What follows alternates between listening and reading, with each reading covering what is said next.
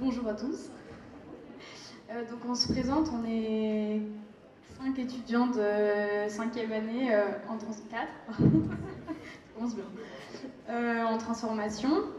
Et le but de cette conférence, c'est de vous expliquer ce qu'on a fait de notre année de césure, donc un tour de l'Europe. L'objectif, c'est de vous expliquer que c'est pas si compliqué à réaliser, qu'on peut visiter des bâtiments qu'on a étudiés pendant notre licence et qu'on peut faire un road trip entre amis en un temps réduit en voyant un maximum de bâtiments.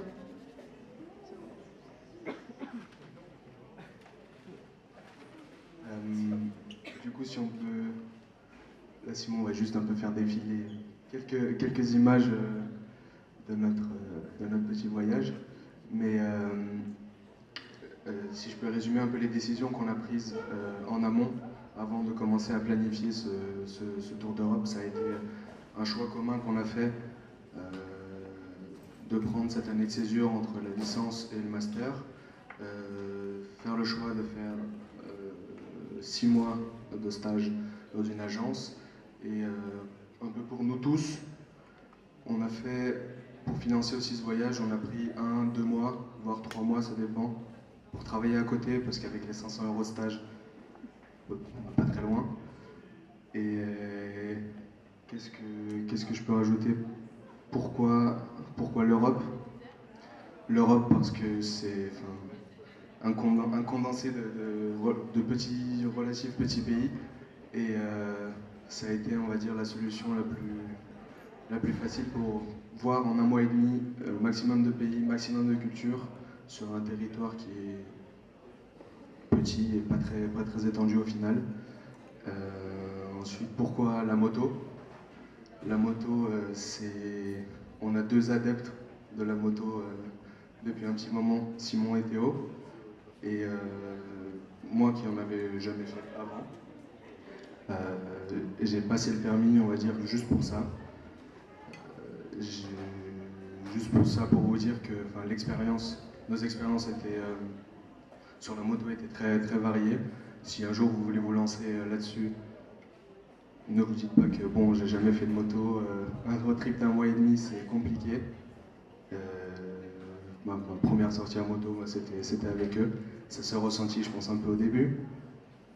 Il y avait Luna aussi qui avait pas mal d'expérience, mais du coup sans permis, accompagner Simon un peu partout. Et qu'est-ce que je peux rajouter d'autre?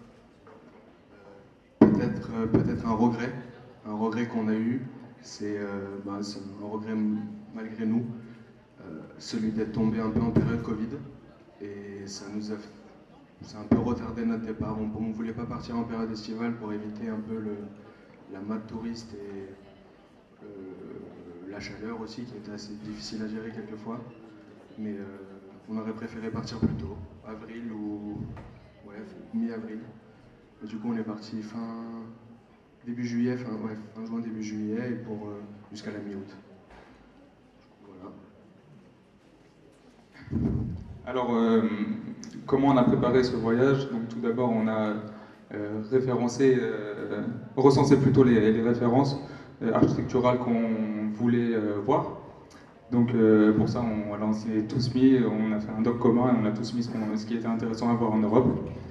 Et ensuite, on a donc établi notre itinéraire, à la fois par rapport à ces références, mais aussi dans le but de faire une boucle, pas avoir l'impression de faire un demi-tour, et aussi pour visiter différents pays qui nous intéressaient aussi personnellement.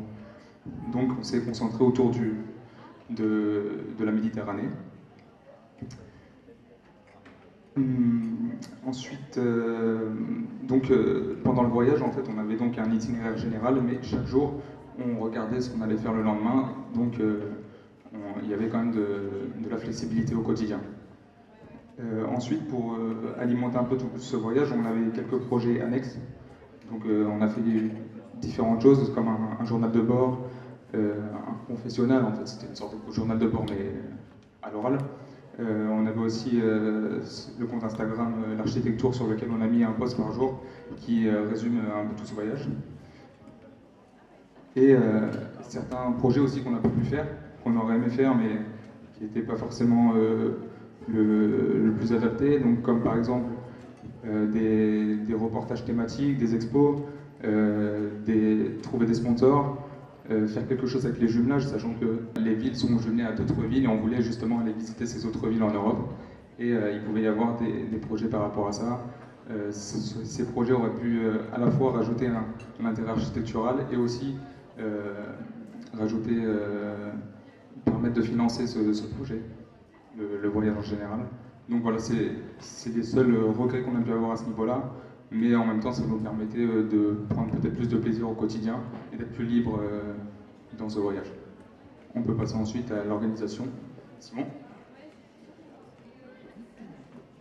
Ouais, donc pour l'organisation pratique, vraiment, donc ça c'est la carte de notre itinéraire de départ qu'on avait imaginé.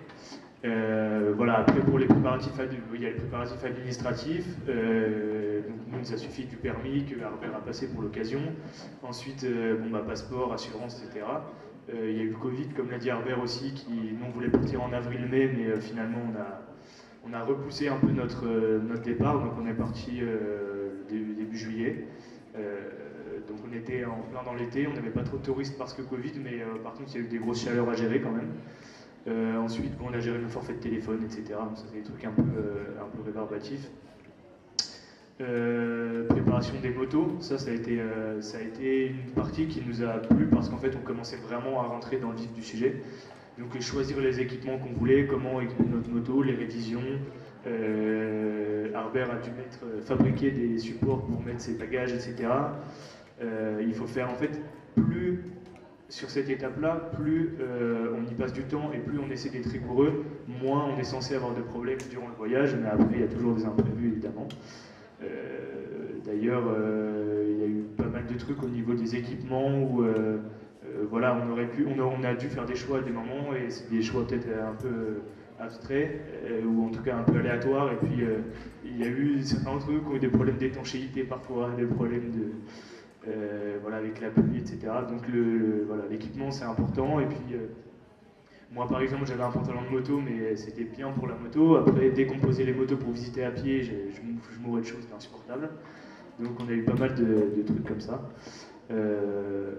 Voilà, je pense que c'est ça pour l'organisation, on va dire pratique, juste avant le vrai départ du voyage. Donc le voyage, là on peut mettre la carte. Ça c'est la carte définitive qui ressemble beaucoup à la carte initiale, donc on a plutôt fait ce qu'on avait prévu de faire, voire un peu plus même. Donc on peut mettre aussi la slide suivante qui est le bilan du voyage.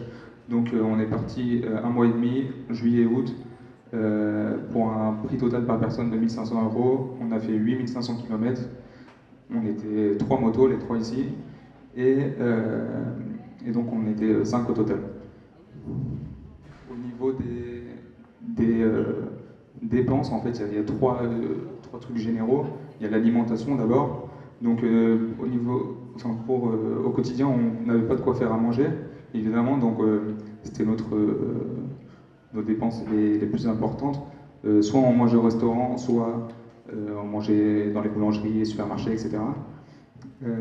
Au niveau du sommeil, on a fait un tiers de camping dans les campings, un tiers de camping sauvage et un tiers dans les auberges de jeunesse dans les grosses villes, évidemment pour être au cœur des villes.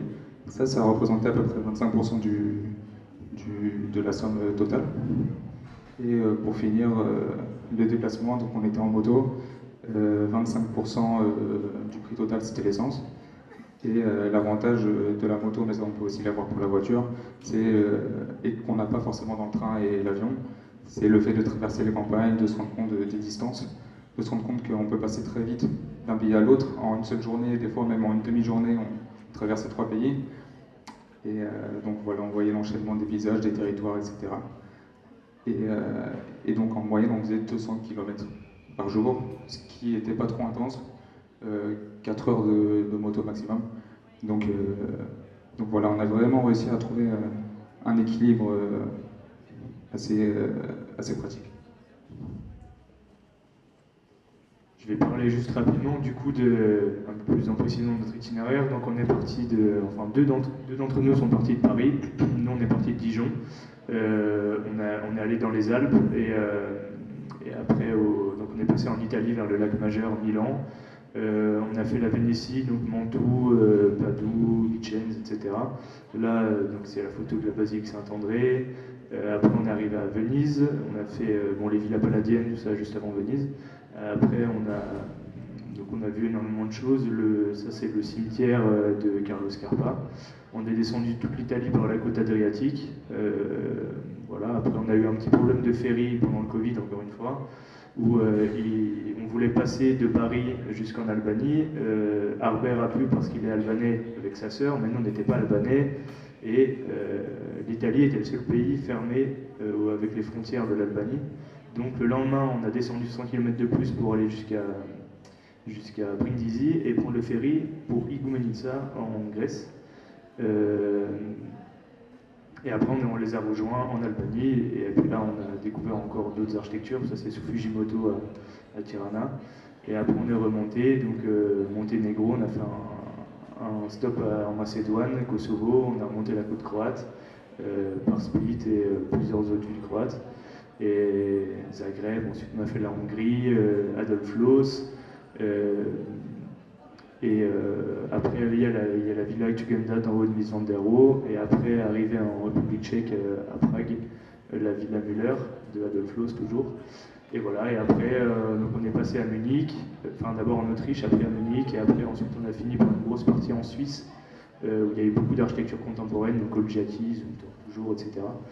On a fait un petit top 3 qui est vraiment pas exhaustif de nos visites, mais déjà il y a eu les Thermes de Vals, de Zumthor que je pense tout le monde connaît, qui est effectivement une vraie expérience que je vous invite tous à faire un jour parce que c'est quand même particulier de se retrouver dans cette pierre de schiste et dans ces thermes. Un truc qui nous a beaucoup surpris aussi, c'est la comparaison qu'on a fait entre la visite de la maison Müller de Loos et la Villa Tugendhat de Misandero, qui ont été faites en fait à la même époque, à 10 années, je crois, moins de 10 années d'écart. Et là, il y a vraiment deux typologies extrêmement différentes, avec Mies qui était évidemment dans un truc très très ouvert, très très moderne, avec des espèces d'espaces qui se lient entre eux par en fait il a enlevé tous les murs, etc. Et à l'inverse, Müller qui était à la même époque et qui était quand même dans un registre encore très classique et surtout avec des espaces très très cloisonnés et très très aboutis. Et ensuite peut-être dans le troisième, on a mis le cimetière de Carlo Scarpa qui est quand même très très particulier et qui s'est construit presque en exclusivité pendant le chantier en fait. Donc avec des mises en place du béton, etc. qui sont assez impressionnantes. Et ensuite, on a mis trois anecdotes, on va dire encore architecturales, parce que des anecdotes de notre voyage entre nous, il y en a eu évidemment des dizaines, c'est des souvenirs gravés, je pense. Et les meilleures anecdotes donc architecturales, il y a eu l'entrée dans la Villa Emo, Villa Palladienne, donc en Vénétie, où on nous a ouvert les portails, il n'y avait personne, c'était fermé, on est rentré avec les 3 motos face à la villa dans le chemin en gravier. Donc c'était quand même assez prestigieux. Et ensuite, au moment où on a ouvert la chapelle de Zumthor en Suisse, qui est cachée sur les montagnes, donc on a dû monter. Il était 20h, la nuit tombait, et il n'y avait absolument personne sur toute la montagne. On a ouvert la porte était ouverte, on est rentré dans cette petite chapelle, et voilà, c'est les magies de l'architecture. Et ensuite, peut-être les thermes de Budapest aussi, parce que peut-être certains d'entre vous sont déjà allés à Budapest, mais c'est très inclus dans la culture de se baigner dans les thermes, donc tout le monde y va, et c'est des bâtiments historiques et très très beaux, donc c'était pareil, assez inconnu pour nous. Moi, je m'étais jamais baigné dans des thermes publics comme ça. Voilà, je vais repasser le micro à Luna pour conclure. Donc, si on doit faire une conclusion, c'est que ce tour de l'Europe, c'était beaucoup plus simple qu'on ne le pensait de base. Si on s'organise bien et qu'on gère à peu près son budget, on peut vraiment visiter l'Europe en 1 mois et demi. Ensuite, c'est que ce voyage en Europe, il nous permet aussi de prendre du recul sur nos études. Après 3 années de licence, ça fait du bien de partir un peu de l'école, visiter des bâtiments qu'on a étudiés en amphi de la première à la 3e année. C'est aussi une expérience qui, pour nous quatre a été assez valorisé quand on a cherché des stages ou qu'on a dû rencontrer des entreprises. Enfin, c'est des projets que les agences apprécient. C'était assez dense finalement comme projet et que c'était vraiment l'occasion de voir en vrai des projets d'archi. Et oui, il y avait aussi le fait que ce qui était agréable en moto, mais qui peut aussi l'être en train avec Interrail par exemple, c'était de traverser les campagnes et de voir le paysage changer entre les différents pays d'Europe, de comprendre les influences. Et ça, c'est assez appréciable et ça diffère de l'avion et juste d'atterrir dans une ville et de repartir dans un autre pays. Donc ça, c'est ce qui nous a plutôt le plus plu. Et voilà, et que les distances, comme l'a dit Herbert, ne sont pas si grandes en Europe. Voilà pour les conclusions. Et sinon, pour vous aider, si vous avez des projets de ce type, il y a une association à l'école qui s'appelle Archired, qui peut vous aider pour faire le 4L Trophy, mais aussi pour tous vos projets de voyage, parce que vu que c'est une association, vous pouvez chercher des sponsors, vous pouvez défiscaliser auprès d'entreprises, et si vous y prenez un peu en avance, ça peut vous permettre de réduire le budget, donc ça peut être intéressant. Et voilà. Du coup, peut-être juste pour finir, un petit tour d'horizon des applis qu'on a utilisées. Moi, je ne vais pas toutes les faire, vous les connaissez sans doute. Peut-être celle qui est la plus intéressante, c'est MapsArch, là-haut. Si vous avez la chance de voyager, enfin, vous allez voyager ou que vous voulez découvrir une ville, c'est une sorte de nouvelle application que j'ai découvert moi cet été à Genève, qui recense un peu par pays, par ville. C'est une carte interactive avec les projets d'archi en cours, déjà fait, enfin c'est assez intéressant. Vous pouvez aller y jeter un œil, je pense que c'est un outil assez sympa. Et là on va passer la main, on a 2 anciens étudiants de l'école, diplômés l'année dernière, Antoine Géliman et Augustin Michel, qui effectuent en ce moment même un tour d'Europe aussi à moto, ils sont à 2, un peu plus élargi, un peu plus ambitieux que le nôtre, plus grand. Ils sont diplômés, du coup ils n'ont pas la contrainte de stage ou les contraintes qu'on a eues. Du coup là ils partent pour une bonne partie de l'année. Ils vont faire toute l'Europe et monter jusqu'à la Scandinavie si tout se passe bien pour eux. Et on va leur poser juste quelques questions et avoir un retour d'expérience un peu à chaud comme ça en direct. Ça nous semblait être intéressant. Et on va juste essayer de se connecter et voir un peu avec eux les petits ennuis qu'ils ont pu avoir en ce moment. Ils en ont eu. Ils partent dans une période assez délicate. Le temps est pas ouf. Il pleut beaucoup. Et,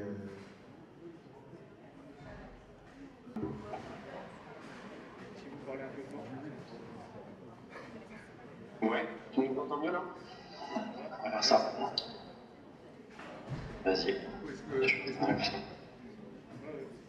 Est-ce que vous pouvez un peu nous expliquer où vous êtes, quels sont vos projets et est-ce que vous avez vu jusque-là, est-ce que vous attendez?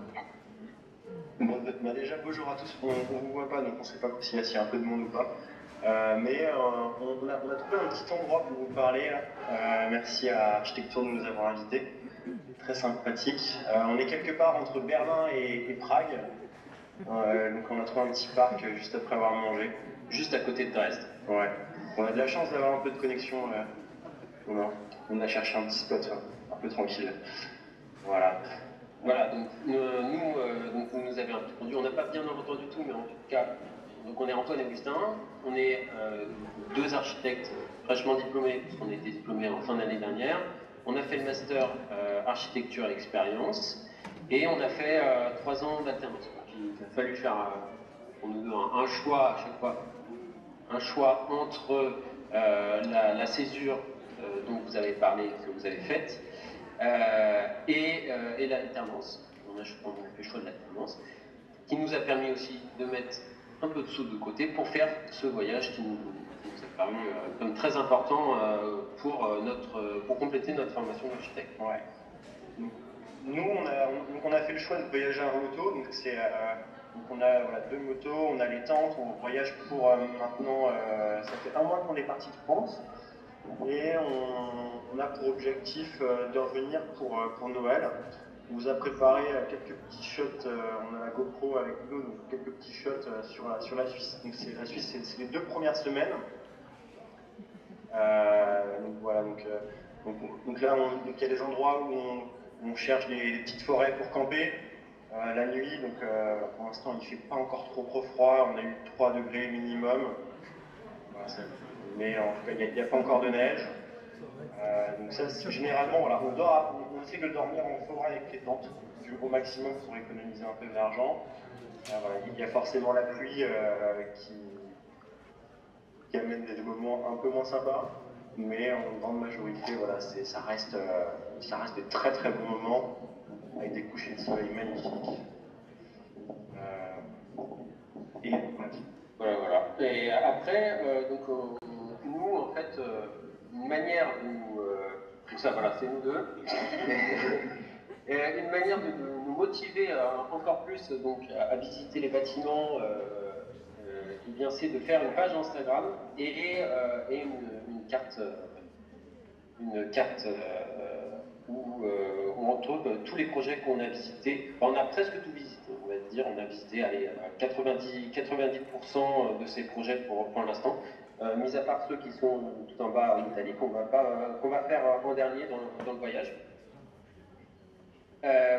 Donc, un exemple, par exemple, ça c'est la Suisse, c'est la carte de la Suisse. Donc, voilà, donc c'est aussi comme ça qu'on fait le parcours, c'est-à-dire qu'on a des bâtiments en tête et des bâtiments qu'on repère sur des plateformes d'architecture à Divisare, Archello, Design, il y a quand même beaucoup de supports, Archipicture, des magazines, en plus des cours et des bâtiments qu'on a pu voir pendant nos études. Donc là sur la Suisse, vous voyez qu'il y a certains amas de points sur certaines villes, Genève, Lausanne, Berne, Bâle, Zurich, et puis toutes les Alpes suisses. Voilà, donc c'est un peu comme ça qu'on a tracé notre parcours.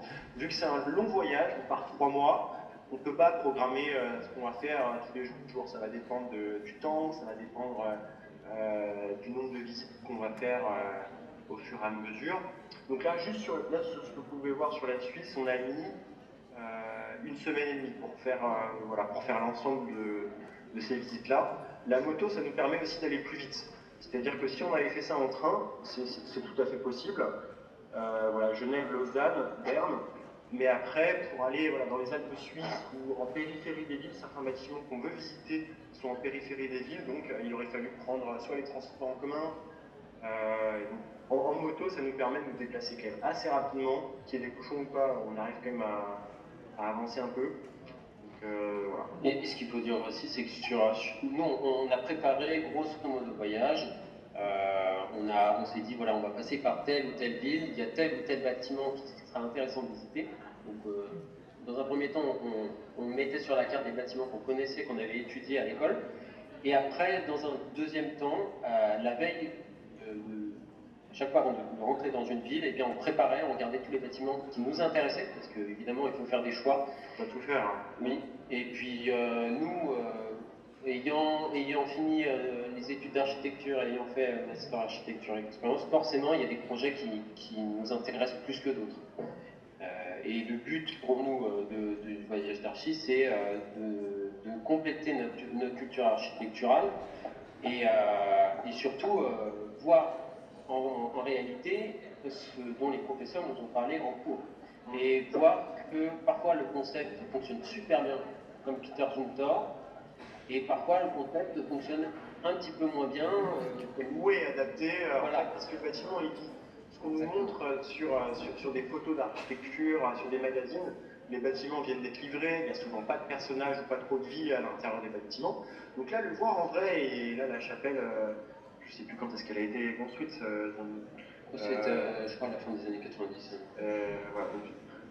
Voilà, donc ça c'est une de nos photos qu'on a prises sur place. C'est vraiment dans un endroit vraiment perché dans les Alpes suisses. Donc, soit en voiture ni moto, c'est impossible d'y aller. Et en fait, on a eu la chance d'y arriver le soir, donc en fait, la chapelle était ouverte, on a pu éclairer, prendre des photos, enfin, et puis Peter Zumthor, en plus, c'est l'atmosphère, il faut faire l'expérience de ça, et là, en plus, avec cette lumière, c'était mystique, quoi, c'était magique. Ouais. Et c'est en voyageant, en visitant les bâtiments qu'on se rend vraiment compte de ce pourquoi on fait ce métier. C'est une passion et il faut que ça le reste. Quoi. Ouais. Pareil, l'intérieur, il y a beaucoup de bâtiments qui sont ouverts, surtout en Suisse, les gens sont pas très craintifs, donc ils laissent quand même beaucoup de choses ouvertes, relativement accessibles. Donc là, voilà, on avait pu rentrer dans la chapelle, je crois que c'était un mercredi soir, il faisait pas très chaud. Voilà, et puis bon, forcément, on regarde différentes choses, un peu de détail, un peu de. On construit. Et puis un deuxième exemple dont on va parler, c'est mauvais. Alors tiens, j'ai inversé. Alors, Two Houses de Peter Markley, c'est des maisons aussi très très connues qui sont dans les Alpes. Et en fait, on a rencontré les gens qui habitaient. C'est-à-dire qu'on est arrivé un matin, il était 10h, c'était un samedi matin, c'était les vacances en Suisse en plus. Et les gens nous ont ouvert la porte de leur maison. Donc on a pu visiter. Voir aussi, nous raconter un peu les modifications qu'ils avaient faites, parce que ça c'est des maisons qui datent aussi des années, je sais plus, 80-90, c'est 82, et puis donc là le beau window, donc là la véranda, c'est eux qui l'avaient rajouté, donc en fait ils vous racontent aussi plein de choses, ils nous ont offert le café, enfin c'était vraiment super bien de leur part. Super oui, ils racontent leur quotidien, puis à la fois les choses qui sont super dans leur maison, mais en même temps les choses qui vont un petit peu moins bien, qui ne sont pas adaptées à leurs usages, peut-être qu'ils étaient adaptés aux propriétaires d'avant, puisque ceux-ci sont les seconds propriétaires de cette maison. Et par exemple, à l'étage, Peter Markley avait fait des chambres extrêmement profondes et étroites, donc ils en ont gardé qu'une seule, mais ça ne convient absolument pas à leur usage. Ouais. Et après, on découvre aussi des choses. C'est que là, sous cette maison-là, il y a un bunker. Donc, ils nous ont montré le bunker. Enfin, Et puis, c'est ce qui nous marque aussi, en fait, les rencontres. On peut visiter les bâtiments un peu rapidement. Voilà, passer devant, rentrer un peu dedans, c'est un musée et tout ça. Mais après, on en voit tellement que, bon, parfois, on peut un peu les oublier. Il y en a qui marquent moins que d'autres. Et là, en fait, le fait de rencontrer les gens qui nous fassent rentrer chez eux, qui nous offre le café et qui nous raconte plein d'anecdotes, c'est vraiment génial. C'est vraiment génial. Voilà. En tout cas, on vous encourage à voyager. Pas forcément en moto, mais il y a plein d'autres manières. Oui, il y a d'autres manières à parler. Ouais.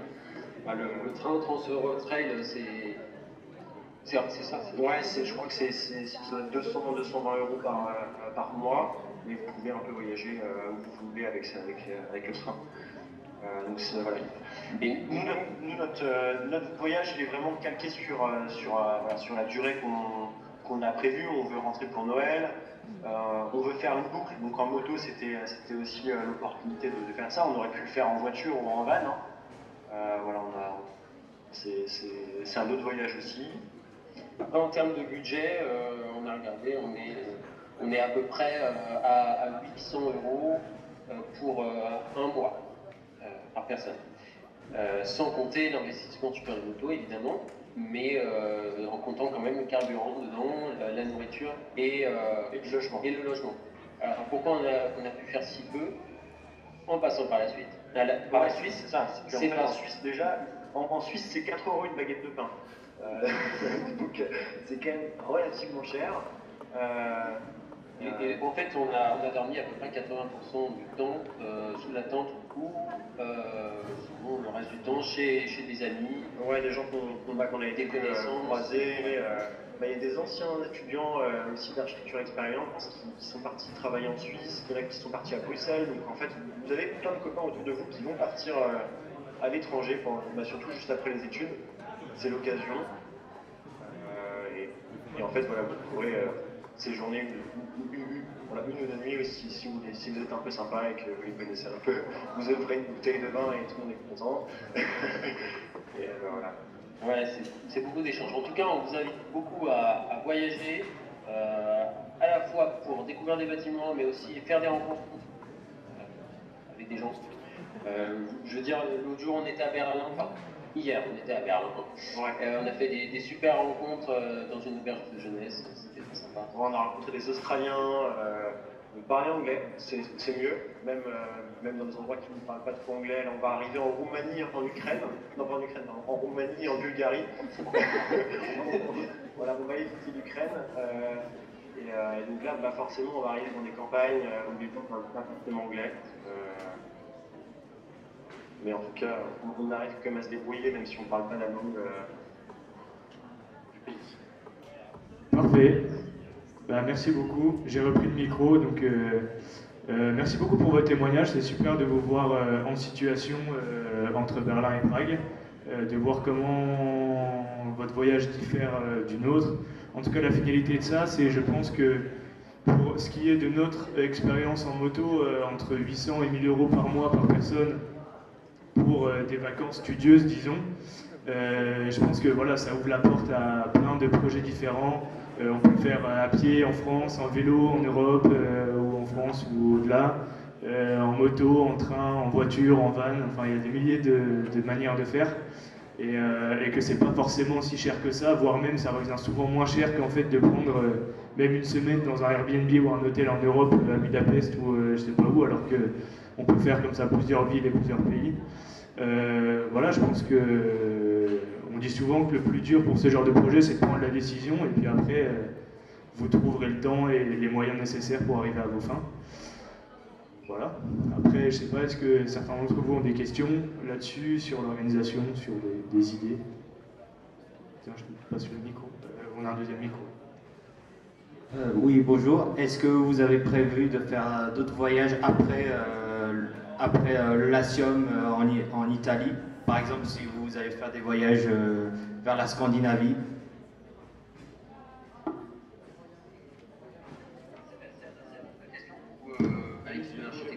Vous pouvez répondre. Pour l'instant, on n'a pas encore prévu. Pourquoi pas ce qui est sûr pour ma part, c'est que ça sera le premier d'un certain nombre de voyages. Mais je ne sais pas encore quelle sera la suite. Nous, par exemple, durant notre tour, on était censé... C'est de rentrer pour Noël, pour voir nos familles. Donc, on a tracé notre itinéraire là, par rapport à ça. Donc, nous, l'objectif, voilà, là aujourd'hui, ce soir, on va arriver à Prague. On va descendre sur l'Autriche, sur Vienne. Et puis, l'objectif, c'est d'arriver à la fin du mois à Istanbul et puis refaire le retour par la Grèce et l'Italie. Donc, c'est comme ça qu'on a tracé. Forcément, on doit faire des choix. On n'a pas pu aller voir Copenhague, au Danemark. On ne peut pas pousser forcément trop longtemps à l'est. Aussi, à cause de la météo, là, on arrive sur les saisons un peu froides. Cette nuit, on a eu 4 degrés. Voilà, heureusement, on n'a pas eu de pluie, pas eu de neige, mais il y a aussi des limites à voyager en moto ou dans les campagnes. Voilà. Ça va dépendre de ça. Je disais, nous, par exemple, on était censé faire une partie dans le Tyrol et en Autriche, et en fait, il pleuvait tout le temps, il y avait du brouillard, et à un moment, on s'est dit, on voit rien. Donc, autant descendre et on refera un voyage où on ira justement, on prendra la peine d'aller plus là-bas. Mais après, en fait, quand on rentre dans ces trucs-là, c'est infini, quoi. On peut faire les fjords en Norvège, mais il faut des pneus à clous en moto, il faut un autre équipement. On peut aller dans le désert, on peut... voilà. Oui, moi aujourd'hui, je te dirais que je passerai ma vie autour du monde, voilà. Il faut à un moment choisir des projets à des temporalités différentes et là où c'est opportun, quoi. Voilà. Je ne sais pas s'il y a d'autres questions sur des idées ou des questions pratiques. Sinon, on peut terminer. Après, pour ceux qui seraient intéressés plus tard sur vos choix de césure, sur vos choses comme ça, on vous invite sans problème à venir nous consulter ou à parler autour de vous, ou à parler à Augustin et Antoine. Voilà, on sera ravis de répondre à vos questions sur vos projets à inventer et à mettre en pratique, quoi. Voilà. Merci. Merci tout le monde.